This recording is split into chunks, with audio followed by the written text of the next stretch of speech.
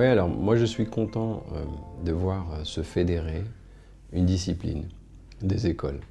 Parce qu'on sait bien que chaque enseignement transmis dans chaque école, il est teinté finalement des orientations et des nuances des enseignants, et puis il y a des mouvements, et en naturopathie il y a des mouvements. Et en baladant sur les stands aujourd'hui de la FENA, je m'en suis bien rendu compte. Mais c'est très bien de regarder ce qu'il y a de commun entre chacun pour en créer une force, et avec une discipline qui doit se structurer. Pourquoi? Parce que les naturopathes, la discipline de naturopathie, devrait avoir une reconnaissance supérieure sur le plan sociétal à ce qu'elle n'a actuellement. Mais à la seule condition qu'il puisse y avoir finalement une robustesse dans la manière de la décrire. Parce que s'il y a des grandes divergences, le mot naturopathe signifiera trop de choses différentes. Et donc l'intégration de cette discipline sera complexe. Donc je suis vraiment pour la fédération, le socle commun affiché, pour qu'on puisse arriver à bien utiliser la naturopathie en complémentarité, avec ses avantages et ses choses à améliorer. Il y a plusieurs histoires, parce qu'il faut remettre en question le système de santé, et il faut toujours se remettre en question. Donc la première histoire, c'est qu'il y ait toujours une partie des équipes qui continue à essayer de fabriquer des savoirs, faire de la recherche, évaluer la manière avec laquelle on crée de la valeur, on rend service, en diminuant les troubles du transit intestinal, en diminuant les troubles du sommeil. Donc il faut arriver à ce qu'il y ait une méthodologie et un travail permanent pour démontrer les bienfaits d'une naturopathie.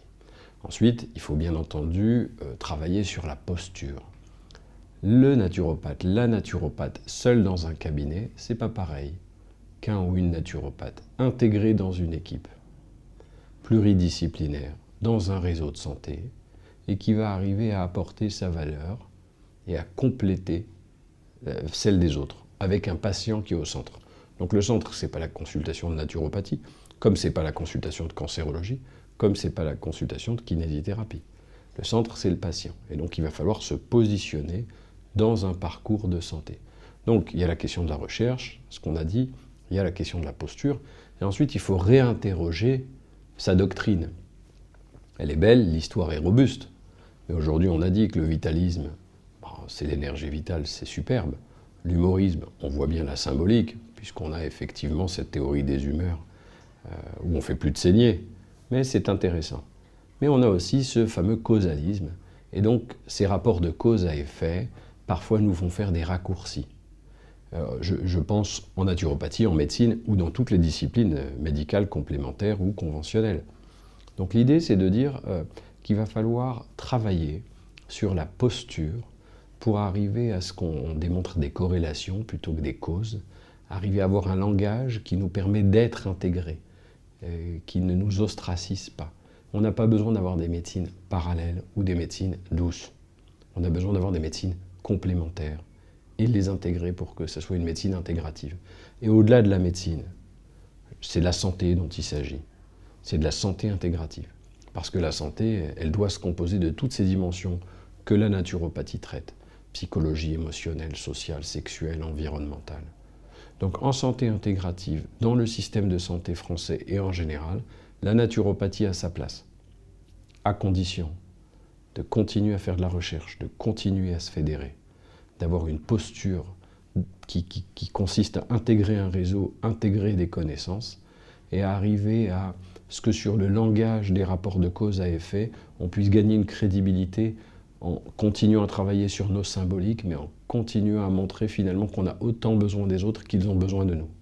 Alors, les pouvoirs publics aujourd'hui cherchent naturellement, en règle générale sur les médecines complémentaires, à mettre de côté les charlatans et à intégrer les bienveillants, utiles, efficaces. La régulation de tous les métiers est complexe parce qu'il y en a plusieurs. Il y a plusieurs propositions d'aide aux patients. Et puis même dans une discipline, il y a plusieurs manières de l'exercer. Donc il ne faut pas demander au pouvoir public d'un coup de baguette magique de savoir tout faire et tout réguler, quand au sein des mêmes disciplines, il y a des variables complexes à résoudre.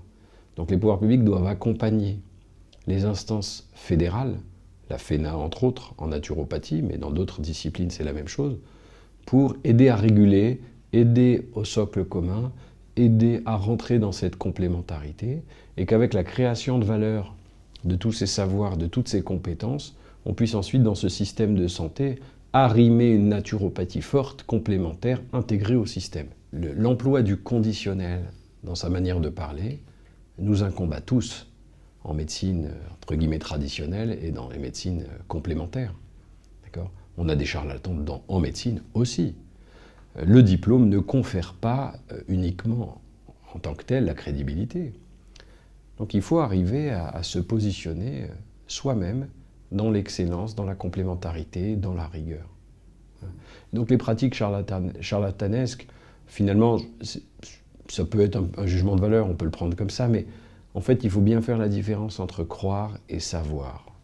On peut être porté par ses croyances. Mais quand on croit, on ne sait pas pourquoi on croit, mais on croit, et ça nous porte. Mais quand on sait pourquoi on sait, on peut le démontrer, etc.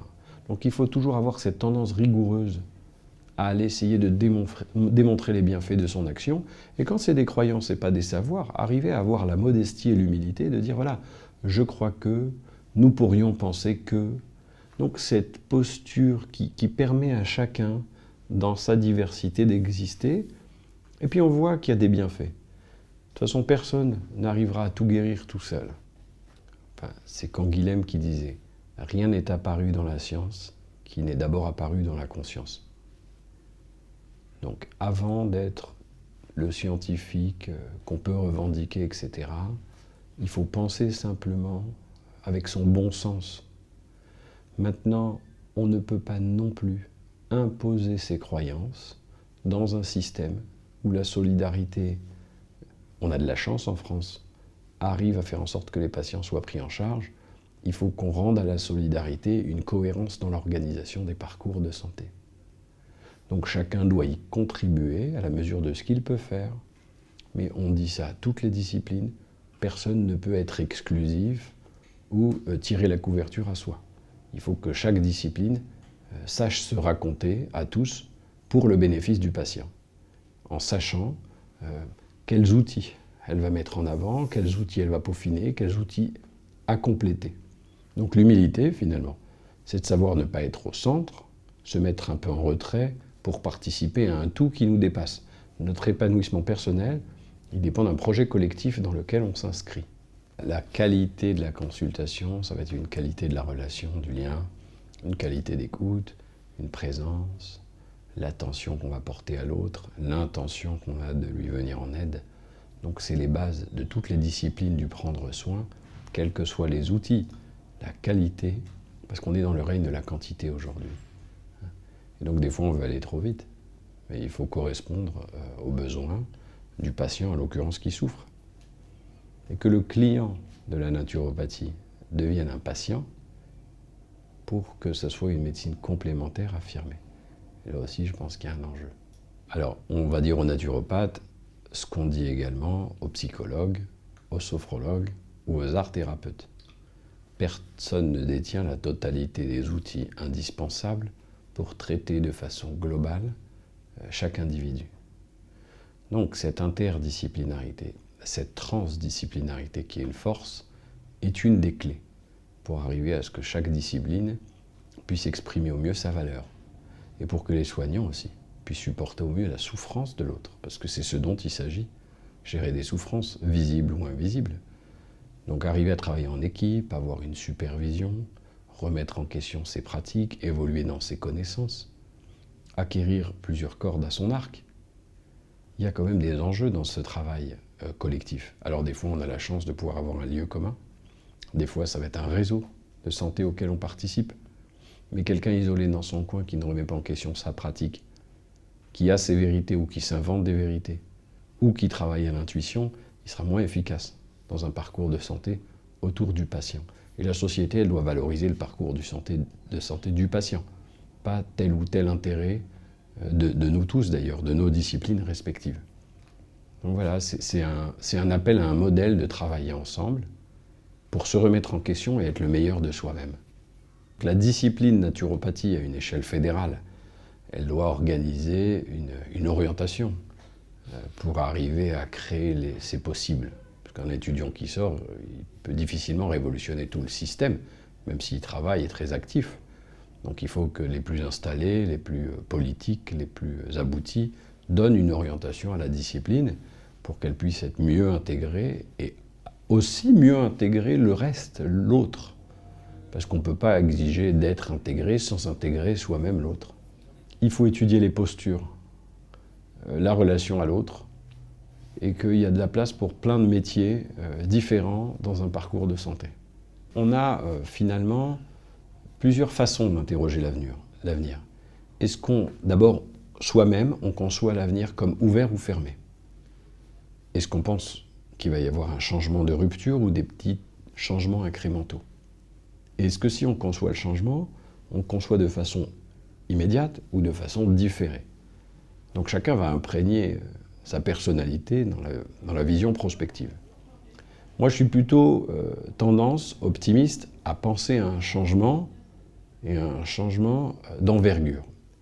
Maintenant, pour que la naturopathie dans le changement s'inscrive, il faut muscler rapidement la fédération et le socle rigoureux de l'apprentissage.